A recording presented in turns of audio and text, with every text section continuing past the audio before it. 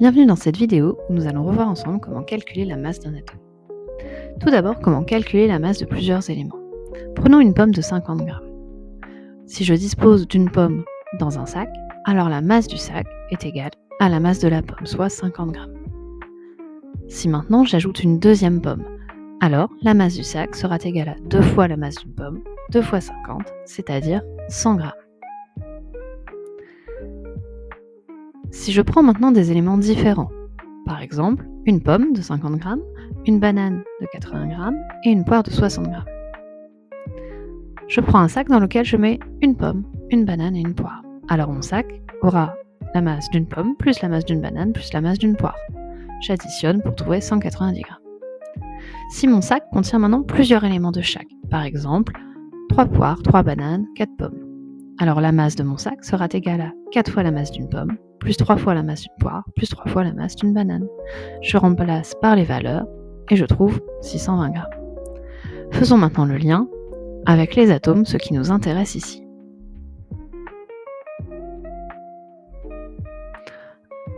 Un atome est composé d'un noyau dans lequel on retrouvera des protons et des neutrons et d'électrons qui gravitent autour de ce noyau.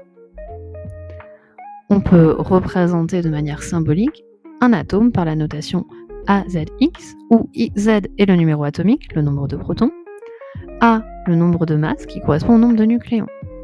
Les nucléons sont les protons plus les neutrons. Sachant que les nucléons sont A, les protons sont Z, on peut donc en déduire le nombre de neutrons en faisant A-Z.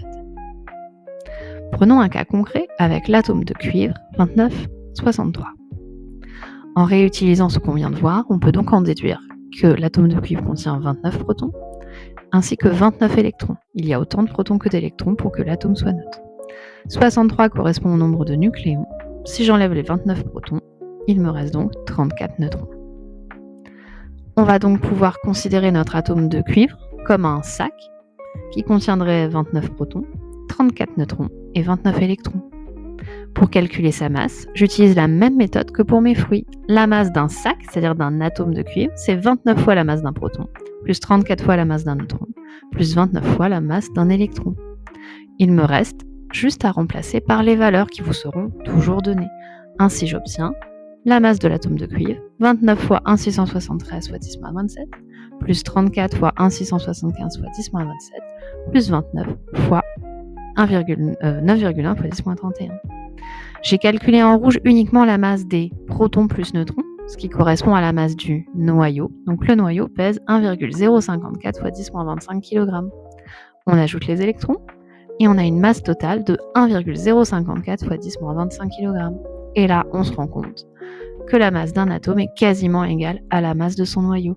Les électrons sont tellement légers que même quand on ajoute leur masse, ça ne change quasiment pas le résultat. On dit que leur masse est négligeable. Entraîne-toi maintenant avec l'atome de fer 2656. Dans un premier temps, trouve la composition de cet atome. Mets sur pause.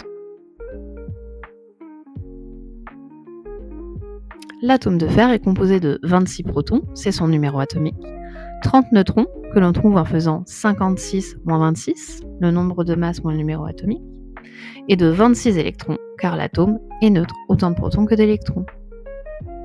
À l'aide des valeurs que je te donne, masse de protons, neutrons et électrons, essaie de calculer la masse de l'atome en suivant la méthode. N'hésite pas à mettre sur pause.